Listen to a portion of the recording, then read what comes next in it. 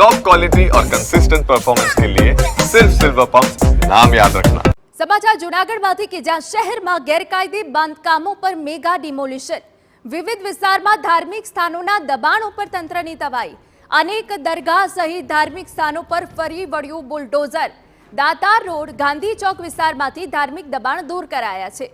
મોતીબાગ અહીં સિવાય કાડવા ચોક પાસે પણ દબાણો હટાવાયા છે। નરસિંહ મહેતા તળાવ સામે પણ મનપાનું બુલડોઝર ફરી વળ્યું છે। સાબલપુર ચોકડી બિલખા રોડ વિસ્તારમાં પણ કાર્યવાહી થઈ। એસટી બસ એમ્બ્યુલન્સ સહિતના વાહનો ડાયવર્ટ કરાયા છે। પોલીસ બંદોબસ્ત વચ્ચે ડિમોલિશનની કામગીરી કરાઈ। તો અસામાજિક તત્વોના ગેરકાયદે દબાણો સામે પણ મનપાની કાર્યવાહી। ખાડિયામાં ગુસ્સી ટોકના આરોપી જવા સોલંકીનું ગેરકાયદે મકાન તોડાયું છે। જવા સોલંકી ગુસ્સી ટોકના આરોપી તરીકે જેલમાં બંધ છે। 3 જેટલી દરગાહો અને 5 થી 6 જેટલા મંદિર અને નાની ડેરીઓ ગઈકાલે રાત્રે પોલીસ સ્ટાફ સાથે રહી અને દૂર કરવામાં આવેલ છે।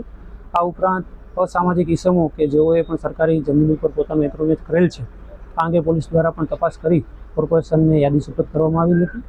એ અંગેનું દબાણ દૂર કરવાની કાર્યવાહી હાલ ચાલુમાં છે। સુપ્રીમ કોર્ટની ગાઈડલાઈન અને રાજ્ય સરકારની ગાઈડલાઈન જે તૈયાર થયા મુજબ જે રીતે મહાનગરપાલિકા દ્વારા રાત્રિથી ડિમોલેશનની કામગીરી છે તે હાથ ધરવામાં આવી છે।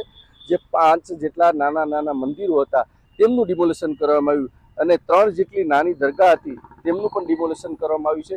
ધાર્મિક જે સ્થાનો છે તે જે દબાણો હતા તે ધાર્મિક સ્થાનોના તેને દૂર કરી અને બીજી તરફ જે અસામાજિક તત્વો દ્વારા જે 2 મકાન જે દબાણ કરવામાં આવ્યું છે તેમની ઉપર મકાનનું બાંધકામ કરવામાં આવ્યું છે તેનું પણ ડિમોલેશન કરવામાં આવ્યું છે। હાલ જ્યારે મહાનગરપાલિકા દ્વારા જે રીતે કામગીરી હાથ ધરવામાં આવી છે ત્યારે સવારે આ કામગીરી છે તે હમણાં સ્થગિત રાખવામાં આવી છે।